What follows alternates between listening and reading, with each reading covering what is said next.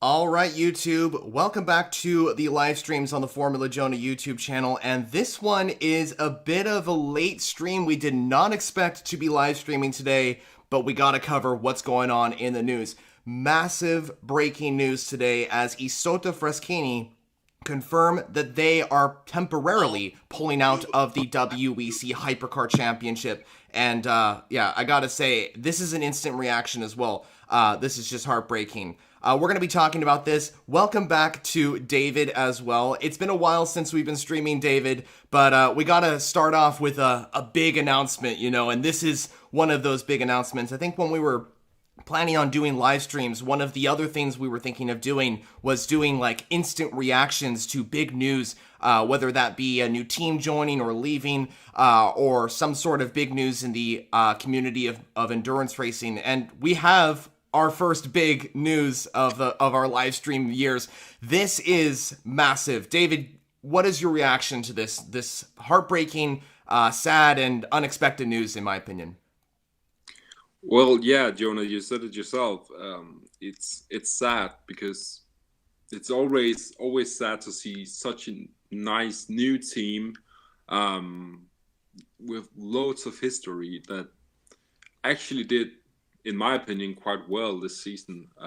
All of a sudden, just drop out and immediately not race anymore. That's always unfortunate. We saw something like it, not in this dramatic way, but with Glickenhaus as well. That was also a moment where I feel like loads of WEC fans were like, no, please, we like that team.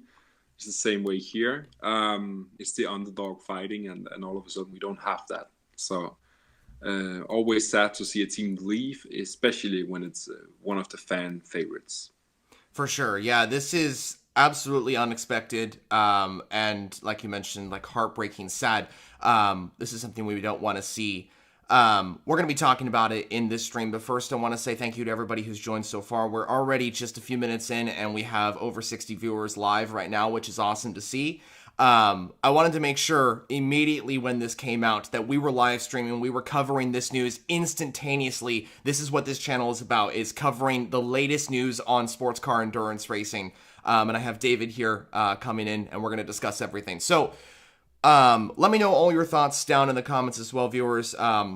What you think about this news. But just to repeat what we're talking about here, Isotta Fraschini, the car manufacturer that just joined the World Endurance Championship in 2024, is unexpectedly pulling out of the WEC temporarily. I'll get into that in just a moment.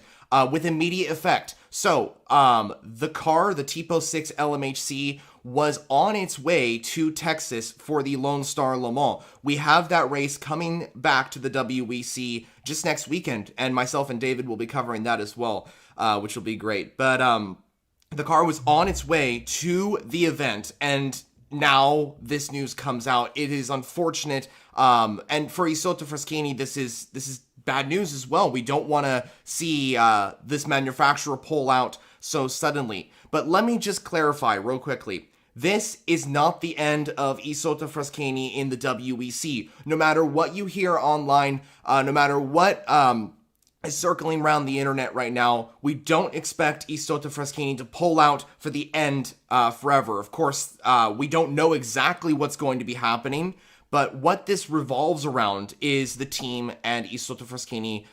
It didn't work out between the two, and financial issues have, of course, meant that the team is pulling out, or the manufacturer is pulling out of the WEC temporarily. David, what do you think about this situation right here, and could we see Isotta Fraschini back in the WEC as early as 2025? Well, I think that's quite. I mean, that's dream scenario because, of course, we want to see the team come back to WEC as fast as possible. But for me, I want to see a team that is finally solid, have a solid fundamental company and racing team.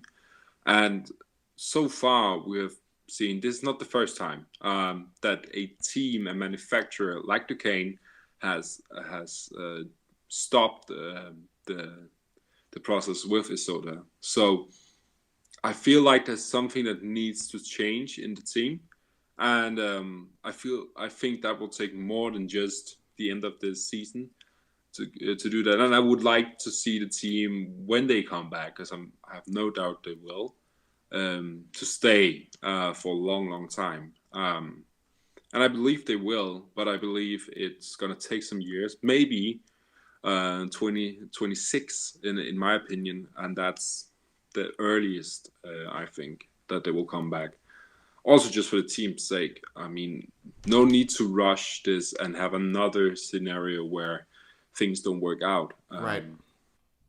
There's no reason to do that. We know the team. We know they can finish the big races. We saw them finish Le Mans, which is a huge achievement for this team.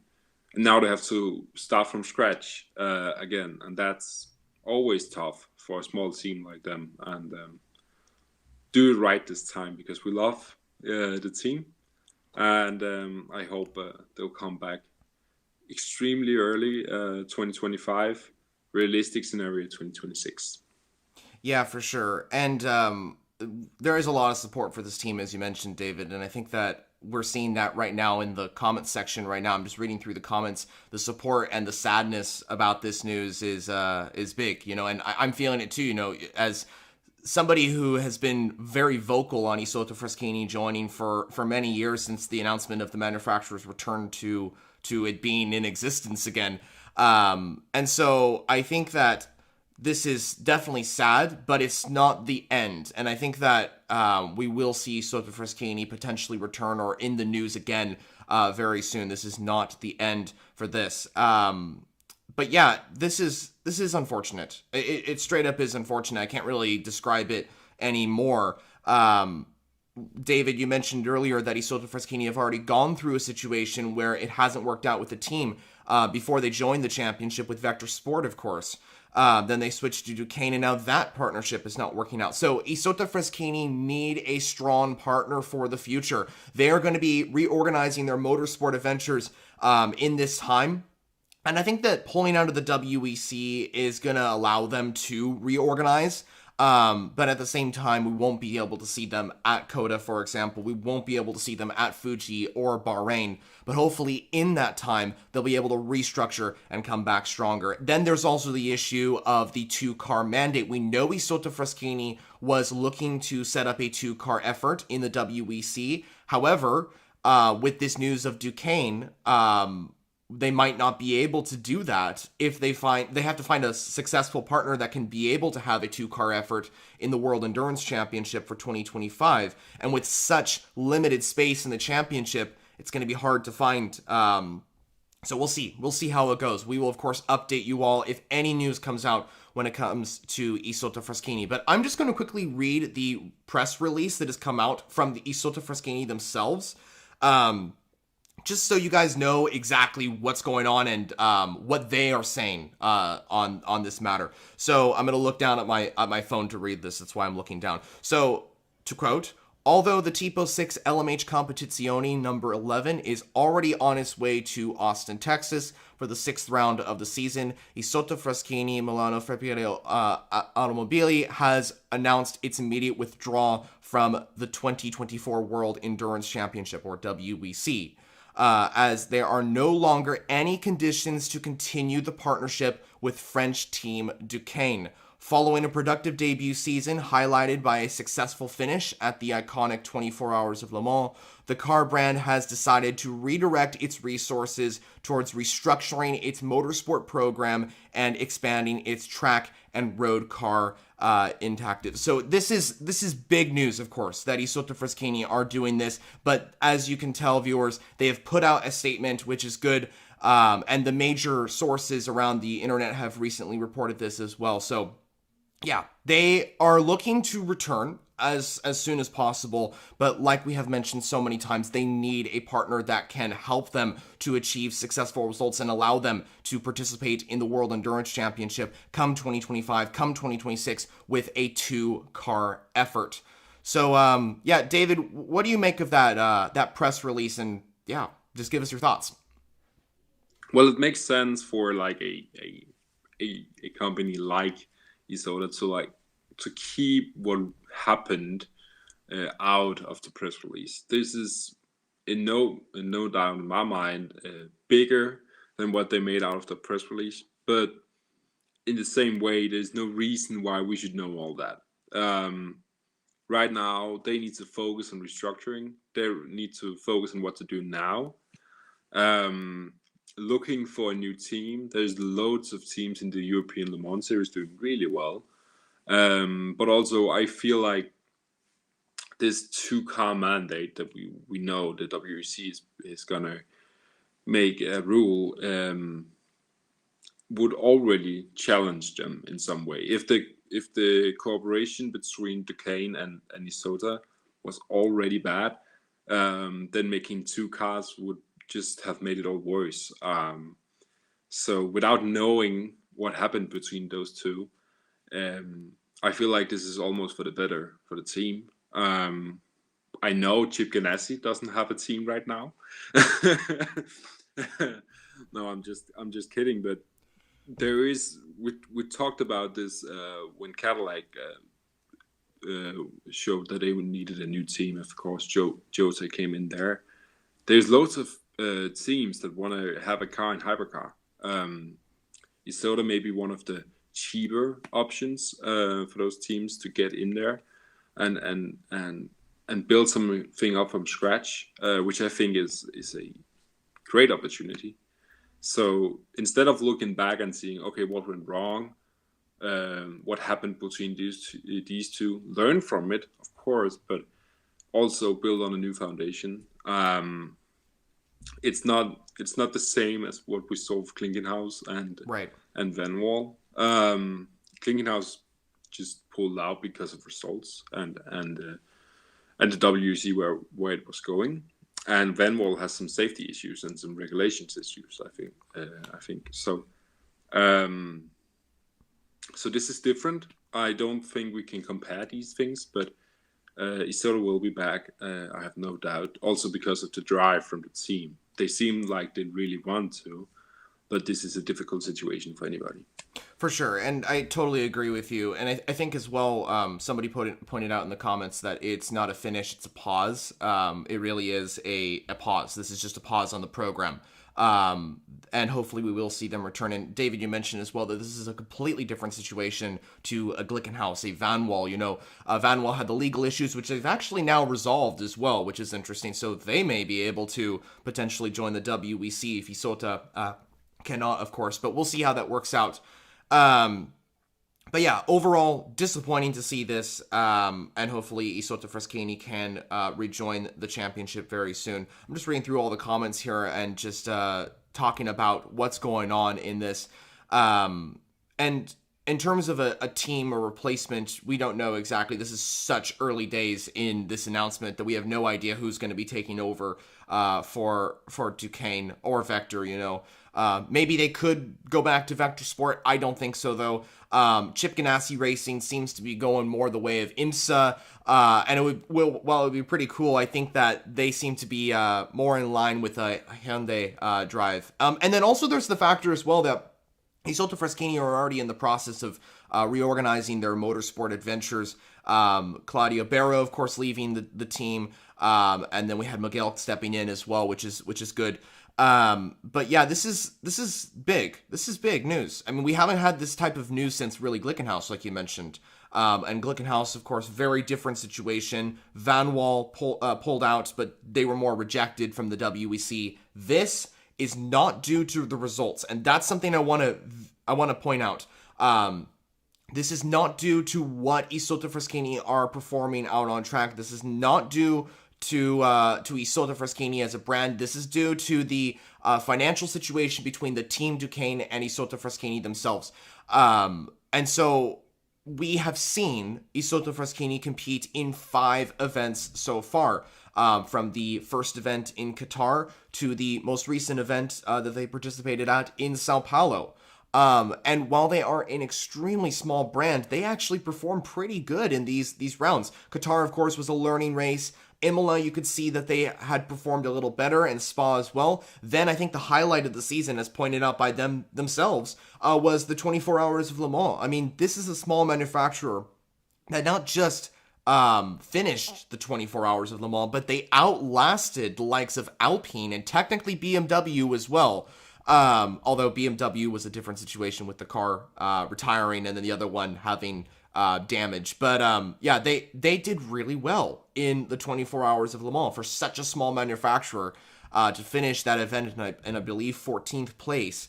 Wasn't too bad, and I think that will allow them to potentially rejoin in the future. I just want to quickly point out as well, we have 100 viewers live right now, which is great to see. We haven't been streaming. I think the last time was the 24 hours of Le Mans, which was in June. We are now in August. 2 months later, we're already at 100 viewers in the first 15 or so minutes of this live stream. So love to see that, of course, and love to see all of your support throughout the channel. So, yeah, is there any final thoughts, David, that you had on what I was just discussing when it came to the results of Isotta Fraschini this season? Well, yeah, just copying your answer, because what Isotta needed to do this season was learn about the championship, learn about this new regulations and hypercar in itself, learn with the team. Unfortunately, that didn't work out, but yeah, they have been extremely successful for their size and what their goals were. Remember, they actually did something that a big company like Nissan didn't do at Le Mans. And many other big manufacturers have tried to compete at Le Mans and finish the race in itself and have been unsuccessful. So doing that is a huge accomplishment from a team that for some years ago nobody really knew about. Right. And now they came back, they competed at Le Mans, and first time out they actually finished the race. That's with one car. It's not like they had two, like Alpine, like BMW. They had one car that they put all the effort into and it finished the race, and that's really impressive. So yeah, just copying your answer. This is a great season for them, no doubt.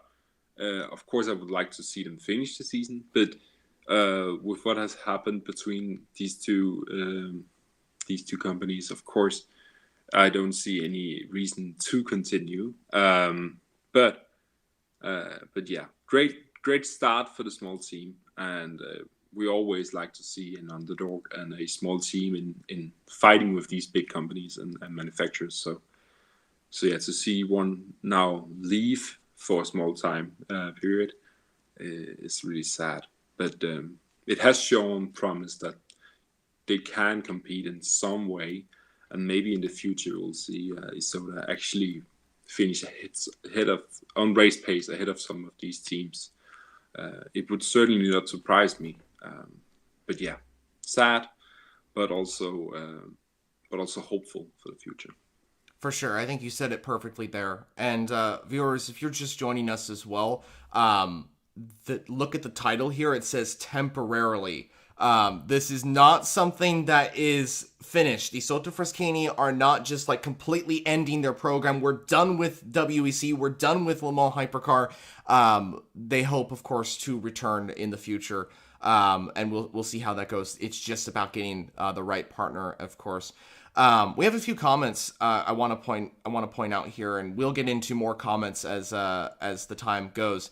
But one of them mentioned, and this is not entirely to do with Isotta Fraschini, but I just want to quickly mention this. It says, any thoughts on ALMS getting hypercar class? That's an interesting comment. David, do you have any thoughts on the Asian Le Mans series potentially getting the hypercar category? That's been something that's been going around and kind of have connection to Isotta Fraschini, or at least smaller manufacturers joining that.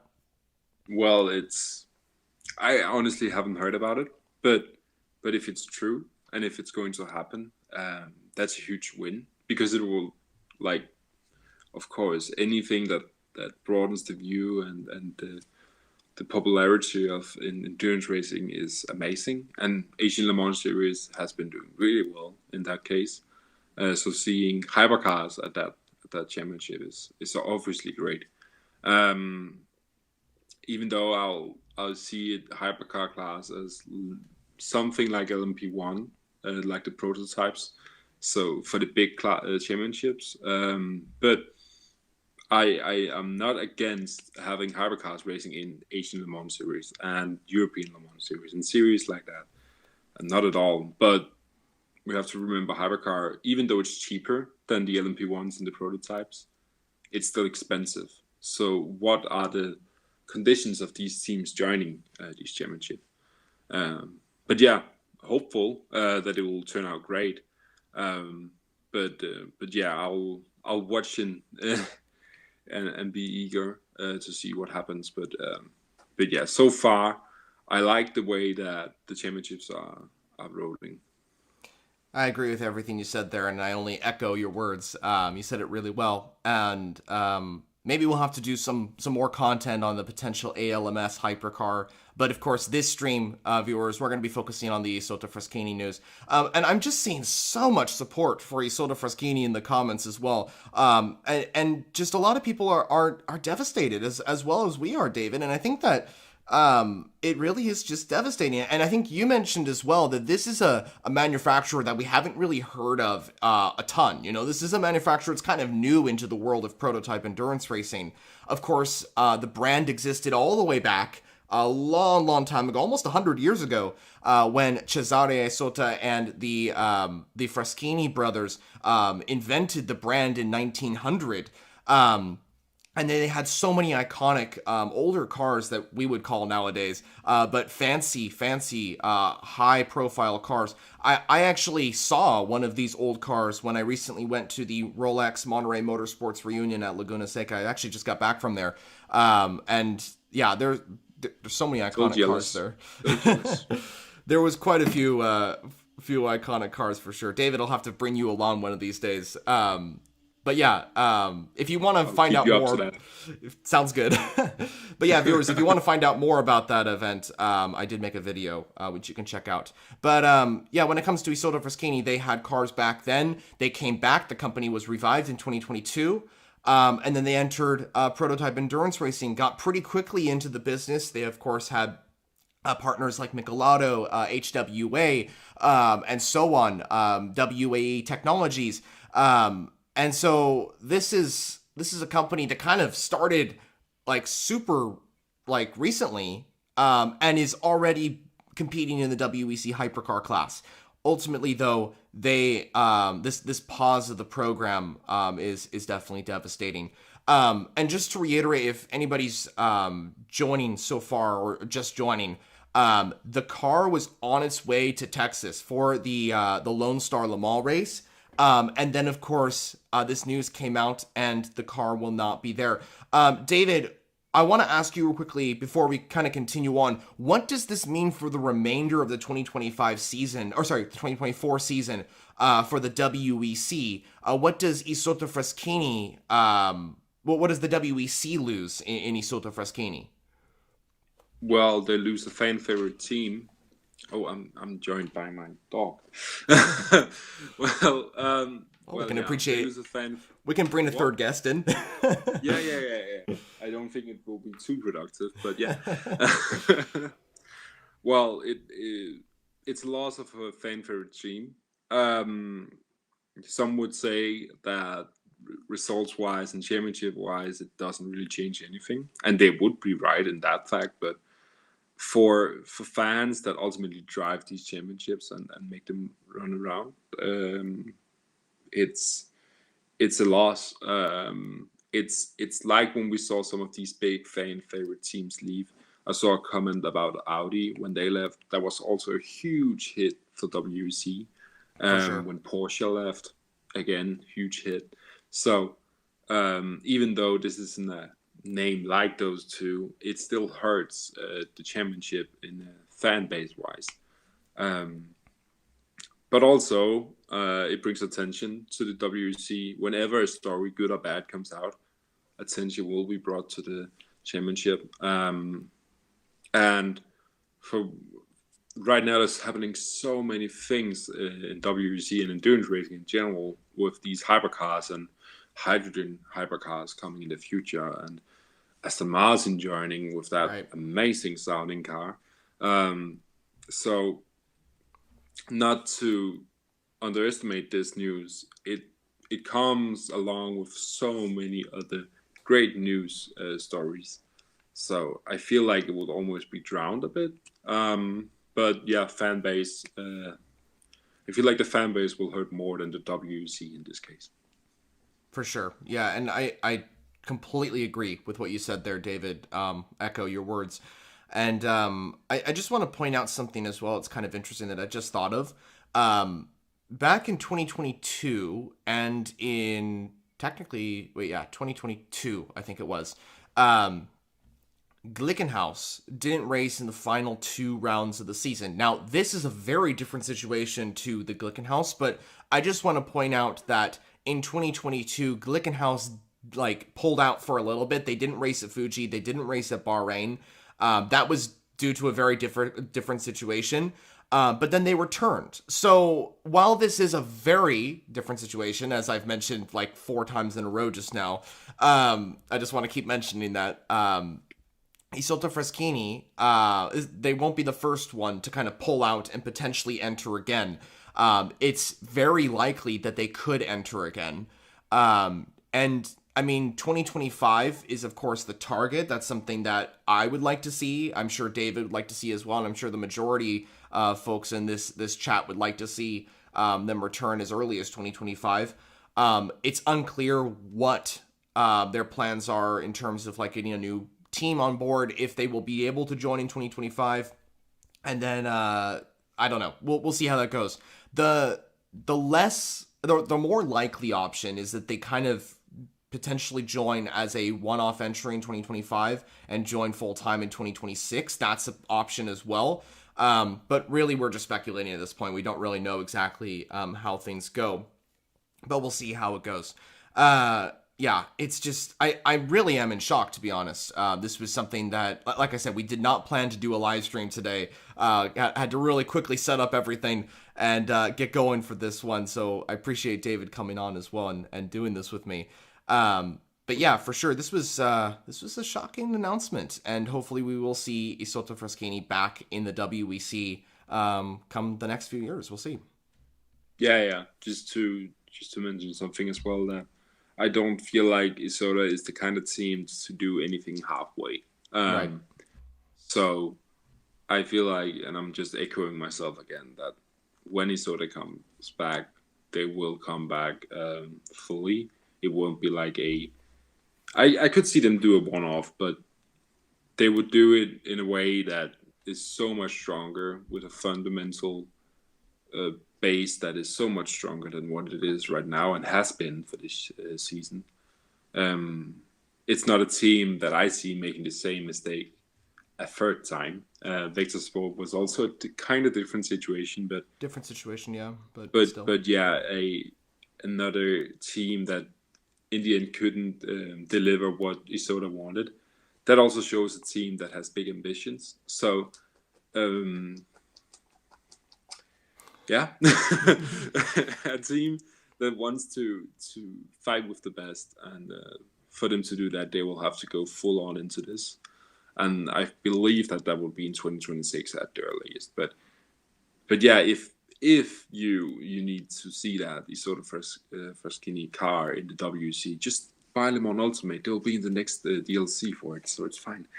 It's fine. That is true. But yeah, I think that it's possible that 2025 is on the table, at least maybe 2026. But something else I want to mention as well, and this is actually very critical. Take the fact of Isotta Fraschini pulling out temporarily of the WEC. Put that off to the side for a moment. If we look at the 2025 grid, one of the key factors that's going around is the grid size. This championship is getting so big to the point where we're seeing too many cars join. We know that Mercedes was looking to join the LMG T3 class with their AMG GT3. And then Vanwall wants to return. Aston Martin is joining WEC Hypercar. As of this time, it seems so that there are going to be 22 cars on the Hypercar field and 18 in LMG T3. And I believe that combines to create a 40-car grid for this 2025 season. If that was the case, Isotta Fraschini would have the space on there. But what that would mean is that a entry like Proton Competition would only be able to enter one car into the championship, and Van Wall wouldn't have been able to enter at all. So if this unfortunate news means that Isotta Fraschini will not enter in 2025, what's potentially could happen is that Van Wall could get 2 entries on the grid, although that's unlikely to happen.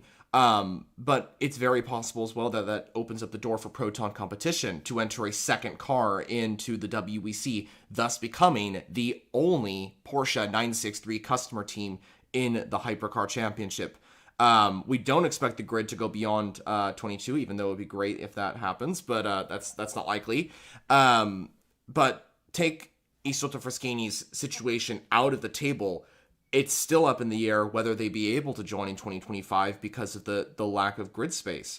So we'll see. There's a lot of factors that's going on here, and this is just, as we have mentioned so many times, just straight up unfortunate for Isotta Fraschini with the situation with Duquesne. And as for the future of Duquesne, I don't think they'll be on Hypercar grid for 2025. I highly doubt they'll be on the grid with another team. I think they're going to be going back to ELMS and maybe an entry into Le Mans. I don't know with the situation with Duquesne. It really this whole news kind of revolves around Isotta Fraschini and what they are going to be doing for their future in Le Mans Hypercar.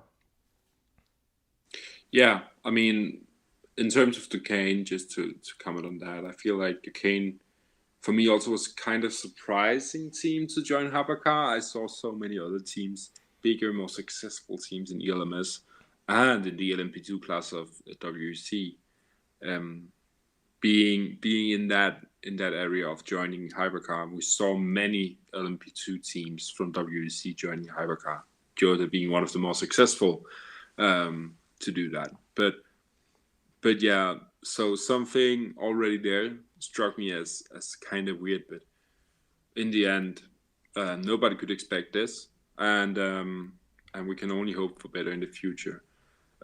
Also for Duquesne, because Duquesne, just to focus a bit on them, were a successful team at ELMS. They did well. It wasn't like a Van Wall in LMP2 in ELMS. They actually fought for victories and did really well. So yeah, it's also sad in that way. But yeah, to focus on Isotta, which is what the world of WEC is doing right now. I feel like there is a lot to come in the next few weeks, in the next few months as well. And as you mentioned, there's already happening a lot in terms of the grid for 2025. Of course, Toyota not driving the Porsche anymore and going over to Cadillac. That's a big change. Aston Martin coming in, how will they compete? So yeah, even though we are losing a team, we're getting a new one, and also seeing more teams wanting to join the GT3 class or the GT Le Mans class is also great. So we are still in a very healthy situation with WEC. Don't get me wrong. Oh yes. This is a one-off with one team, internal problems, nothing to do with WEC and the regulations part.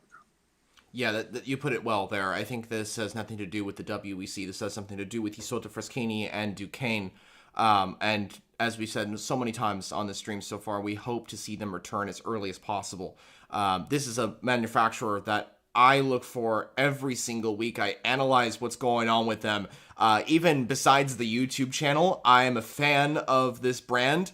Whenever I'm watching the races just as a fan, I'm always looking, where is the Isotta Fraschini car? Where is it on track? I want to see it doing well. Yeah, and so it's going to be unfortunate not to see it in Texas. I mean, I know that a lot of people were going to that event and were really excited to see the Tipo 6 LMHC. It's not going to be there, unfortunately, though. And it won't be in Japan or in Bahrain. But yeah, hopefully we'll see it on the grid in Qatar next season. That is the hope. Viewers, I want to get your thoughts on this matter. If you have any questions when it comes down to Isotta Fraschini, put them in now. We'll be answering them for the next 10 or so minutes until we kind of conclude the stream, as we've kind of covered the major things. I can tell you right now that I was working on the Virginia International Raceway preview just before this. I've been working on it pretty much all morning.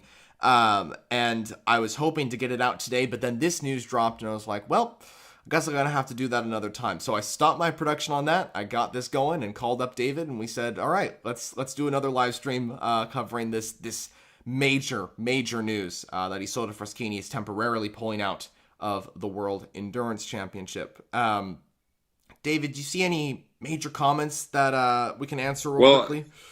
Not necessarily about Isotta, but there is a question coming through about the Le Mans pit building going to be redone and other circuits joining the WEC. I know that Le Mans and ACO that does Le Mans is working towards changing some of the grid. They have already built some hydrogen garages, which for me is really interesting. What's going on there? Right. Loads of news coming through there. So yeah, they're always working on the pit straight. And don't worry, we will see all the best cars at Le Mans. It's just the way that the championship is going right now, and with the circuits. If every single circuit had the capacity that Le Mans has, and a track like Nürburgring has, then we would only have 2-3 tracks a season, and that just wouldn't work out. And we'll only see, and for us to see LMP2s as well. So LMP2s is solely for Le Mans, and that's, in my opinion, also great. It puts the focus on that type of racing. But yeah, that's the reason behind it. And let's also just admire that we actually have 22 hypercars racing. We have a bigger grid of top class cars racing than in the second class. We are filling a full grid to the brim with only 2 classes of cars. That's amazing, and that's something that back in 2016 and 2017 none of us could imagine happening. So yeah, just be happy about the situation we're in right now. It's an extremely good situation. Yeah, well said, David. I agree. And we also have another comment coming in from Samuel91, who asks, added me and said, if Isotta returns, will this deny Proton getting their second Porsche for next season? Yes, this will. I think that I can't really say anything more. This will affect Proton from getting a second car on the WEC grid. If Isotta Fraschini joins back, and of course we hope they do, this will allow them to have 2 cars on the grid, and Proton will effectively only have 1, unless the third Ferrari pulls out of the championship, which I highly doubt that's the case. The lineup of AF Corsa with Kubica, Yi, and Schwartzman seems to be set. That Ferrari seems to be good for 2025, and that means there's only 1 space if, of course, Isotta Fraschini joins back. So just want to quickly answer that. And then we also have a few comments coming in from a couple different people, kind of asking similar questions. Will the Mercedes AMG GT3 be on the grid next year? Now, this is a very big talking point, especially now that Isotta Fraschini has announced this. Mercedes was looking to join the championship in 2024 when the LMGT3 class was announced. They were actually kind of denied an entry because of the lack of space. And this is a brand as Mercedes. You know, this is one of the most successful car manufacturers in the world. That proves how big and how successful LMGT3 is. I think if there's any more LMGT3 cars joining the grid for next year, it's gonna be from Mercedes. If it's another manufacturer, it's gonna be from Mercedes. And David, I see you potentially looking. I can guess what you're thinking. Audi, is that what you're thinking? Yeah, I mean, they just won Nürburgring. That's true, but their program seems to be kind of going down a little bit. Yeah, and as much as I would love to see the R8 LMS in the WEC competing at the LMGT3 level, I don't think it's the case. Also, I think that Mercedes already has a strong presence in other endurance racing events. You look at the 24 Hours of Nürburgring, you look at the 24 Hours of Spa, SRO competition, and IMSA, of course. As someone who's actually been to the IMSA races and seen the AMG GT3 up close in person, they're those cars are great. I love those cars so much. They are so cool. There's a lot of support. You know, you have Korkhoff Preston Motorsports with an entry in GTD. You have Windward Mercedes in an entry. They are leading the GTD standings as well. And while I don't think those two teams will be moving into the WEC if Mercedes joins, it just proves to the fact that the Mercedes AMG GT3 is a cool car. It's a successful car, and it's a car that people want to run. So yeah, if there's space in LMGT3, if there's a manufacturer that's going to join, my bet's on Mercedes. Yeah, I echo your words, but yeah, let's just remember that Mercedes has some history with Le Mans, and it's not That is great. true. And I feel like we talked about this many times beforehand, that Mercedes has looked to join Le Mans and WEC in many times, both with the hypercar, the LMP1s, now the GC3s, and what always has been holding them back was their history. So I would love to see them return and have a great race and maybe even win. That would be amazing. But yeah, with the grid size, with how competitive it is right now, I obviously would love to see it, but there's so many factors that has to fall into place before it happens. But I agree with you. If there is any new team joining LMGT3, it is Mercedes, unfortunately, because I would love to see an I8. I would love to see an I18. That would be cool. But yeah, I'm sad to say that. Yeah, I agree with comments that Audi is no way joining, but Mercedes will probably join, and that's always a win for a fan of German cars like me. Yeah, and I think just to touch a little bit more on Mercedes, it's not when it comes to hypercar. I think that their history, you pointed out there that their history is definitely holding them back, and I think that's definitely not a good look. But it's also another factor as well. Mercedes is also focusing on their road car sales. They're also focusing on their Formula One project, which is great. And so I think, and then there's also the other factor is that if they were to join hypercar, what car would they use? Now, there is the AMG 1, but that car would have to be technically redesigned. I don't think it can actually really enter the hypercar category in its current state. I actually did a video about that quite a long time ago about the AMG 1 and why it can't join the WEC. And so I don't think it's likely to enter, unfortunately. I would love to see Mercedes back in the top class, but I don't see it happening. Anyway, though, we need to move on to some more comments as we kind of end off the stream focused on Isotta Fraschini. Let's see here. David, if you see a comment that speaks to you, definitely say it. But yeah, there's quite a lot of comments here. Thank you so much, viewers, for your support through the comments section, through the live chat, through the live viewers that are just here. I know we have over 70 live viewers right now, and we had over 100 at a time as well, which is great to see. We'll be doing more live streams for the Coda race at the Lone Star Le Mans. We should be doing at least 2 live streams for sure, so we'll catch you all up on that later on. But yeah, so many comments. It's hard to pick one. Yeah, we have a comment coming in about the regulations and how when Glickenhaus left, they justified it by saying that the regulation didn't really benefit a privateer team. How do you see that, Jonah? Because for me, the regulation benefits racing in hypercar, and I can see why privateers teams would have been left on the back foot, but at the same time we saw Jota, a private team, buying a car from Porsche, yeah, but they still had to run it, win a race at Spa. So private teams are doing well it's a manufacturer we are talking about, like Isotta. Right. Manufacturer like Glickenhaus.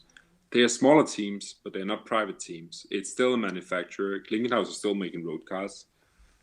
They actually raced at Nürburgring this year. And I remember some guy predicting they would finish on the podium. That was some guess. Yes, for sure. Just had to throw that in there. But yeah, so I don't agree with it not benefiting private teams. I do agree with racing in general not really helping these small racing teams come up through the ranks. And that's on every single championship. I mean, we see in Formula One, which is the biggest stage, how tough it is for small teams, Haas, Williams, Alpine in some way as well, to compete with these big manufacturers like Mercedes, like Red Bull, Ferrari, and there's such a big gap. So I believe this has nothing to do really with the WEC regulations. Of course, we could benefit it and make it more stable with something we're already doing with the balance of performance, but you can't nerf a car like the Toyota, like the Ferrari, like the Porsche so much that a Glickenhaus would be competitive just because Porsche, Ferrari, and Toyota have built a great car. That's not justifying that we should penalize them for doing that. That doesn't make any sense. So I feel like this is a racing problem, not a WEC problem. I fully agree. Yeah, I think that this is a championship, and these regulations of LMH and LMDH have allowed for smaller manufacturers to enter easier. It's the cost have been brought down from the older days. There's more opportunities with BOP being introduced, and all these lots of factors which I can go on and on and on. When you look at LMP1, only the big, huge manufacturers could really enter. You have the likes of Porsche and Toyota that are big. You know, they have the resource to do this. To have a manufacturer like Glickenhaus or Isotta Fraschini join, it just wasn't really there. There wasn't really an opportunity to do that. So these regulations have allowed for smaller teams or smaller manufacturers to enter, and I think this is the best we've seen when it comes to smaller manufacturers since like maybe the Group C days. Group C, you had smaller manufacturers join, and arguably more bigger manufacturers, but it was both. Different. True, both, yeah. Hypercar and Group C have been compared many times because they are so like Group C was one of the most, if not the most successful regulation type in endurance racing history. And now we have Hypercar really fighting them for that title, in my opinion. The cars sound better back in that era, but agreed. There's something about that only fossil fuel cars. They sound better. I'm sorry. Even though if you want to listen to how the future is going to sound, try to search hydrogen car Toyota. You'll be surprised of how nice those cars sound. It doesn't sound like any electric cars or anything bad. It sounds like a real engine. So future is safe. And just to point out real quickly on Group C while we're on that, I have proof that they sound really good because I just witnessed those cars at Laguna Seca. And I just want to point out real quickly, viewers, those cars, you could hear from every single one of them. You could hear from over the mountain where I was at. That's how significantly loud these cars are. But yeah, it's definitely a difference between Group C and Hypercar, of course. But yeah, we could go on and on about that subject, but let's go back to the comment section real quickly. But yeah, so many questions. One of them actually from just came out. It come in that I want to talk about real quickly. Danny Johnson says, "Do you guys think that the WEC can host 2 U.S. races?" Okay, this is a subject that I've been thinking about for quite some time. As someone who's from the U.S., I'm from California. I would love 2 races in the U.S. because of how big the country is. You know, as a fan of also Formula One, the nearest Formula One race is in Vegas for me. And that's just the state over, and that's 10 hours drive for me. There's no way for me to access that race, really. That's how big the U.S. is. But hear me out. while it would be really cool to have 2 races in the U.S., like for example at a COTA and Indianapolis, or COTA or Sebring, I think that 1 is good. Because there are so many other places across the world that deserve a race in the World Endurance Championship. You look to Britain, they have a qualified circuit in Silverstone that can have a race. You look to Shanghai in China that can have a race as well. There's some countries in Africa as well that have some amazing tracks that could host some WEC action. I can go on and on. You got Germany with the Nürburgring. I think there are so many. Incredible tracks that can be featured, and I think that 1 is good for the WEC. When the live ends, should you change the thumbnail as it's spelled wrong? Is it spelled wrong? It's probably spelled wrong. I had to do it really quickly, so it probably is spelled wrong.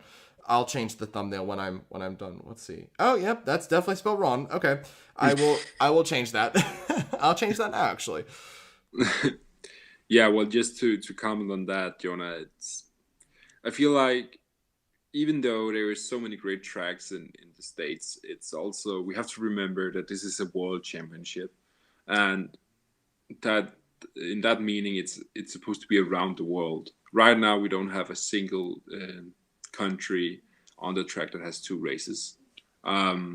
We have IMSA for all these American races with some similar regulations. So for me, there's so many other tracks that deserves a place. Nürburgring is one of my favorites, and I need to see it back on the calendar. But at the same time, what we've heard from WEC, we have also mentioned this before, the amount of races right now is perfect.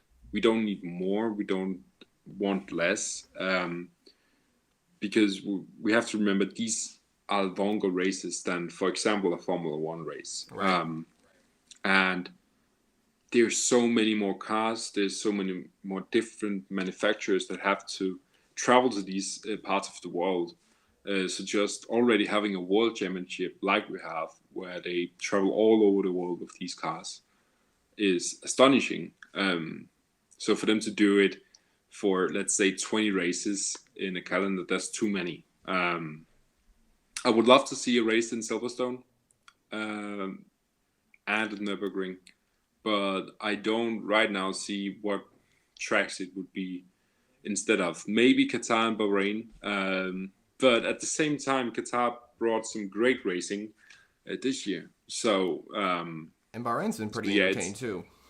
Yeah. So it's always a difficult dilemma. Which races do we want to cut and which races do we want to have instead?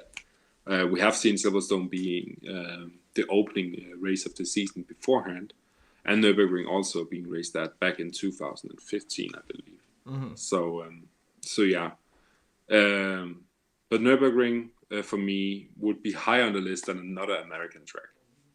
Agreed. Yeah, and I think as well, another factor is that we have so many calendar clashes with other series as well. You look at IMSA and the WEC, there's a couple races this year that were clashing. You look to the Sao Paulo race and CTMP, to Spa and Laguna Seca. Those events clashed, and I just lost David real quickly. I'm not sure why that happened. Let me see if I can get him back. Said he dipped from the server. I'm not sure why that happened. Give me a moment, viewers. I'm going to quickly try and get David back in. But yeah, where was I? I was trying to, while I do this, and try and get David back in, I'm going to see if, there he is. Hold on a second. Sorry, I think we lost you for a moment, but you're back. Yeah, it just crashed. There's a little bit of echo as well. Oh, shit. 2 seconds. Alrighty. Well, while David does that, I'm going to continue on with what I was saying. Yeah, there's too many clashes with the calendars, and to have IMSA and the WEC have it on the same weekend as a content creator, that is very difficult. There are so much things to cover, and to have it both on the same weekend is definitely really hard. But yeah, I think that it's definitely something that should be considered in adding on more cars, but I think that it's just, we have a good number. 8 is a good number for a calendar in the WEC. But anyway, enough of that. I guess we'll probably conclude this stream for now, but the big news is that Isotta Fraschini has temporarily left the WEC, effective immediately. They are going to be reorganizing their motorsport adventures and are hoping to return to the WEC. Shocking news. This was our instant reaction of what happened, and I should be coming out with a video later on discussing it as well, summarizing what we discussed here. Thank you all so much for joining us on this adventure, on this quick live stream that we did here, discussing this major news. And if we have any further updates on if Isotta Fraschini will be back in 2025, for example, or which team they'll bring on, we will for sure update you through live streams, through content on the channel, and so on. But again, thank you so much for joining us. Really appreciate everybody joining. We will be back with more live streams next week for the 6 hours of COTA, or the Lone Star Le Mans. For this week, when it comes to content, there's going to be a preview for IMSA's VIR event, which is a GT-only endurance race, or GT-only sports car race, at the Virginia International Raceway. Definitely excited for that one. And we'll also be racing at ELMS with the 4 hours of Spa, which will also be entertaining. But again, thank you so much for joining us. David, thank you so much for joining me once again. It's good to be back doing live streams with you. And like I said, we'll for sure be back for more. So, yep, peace out.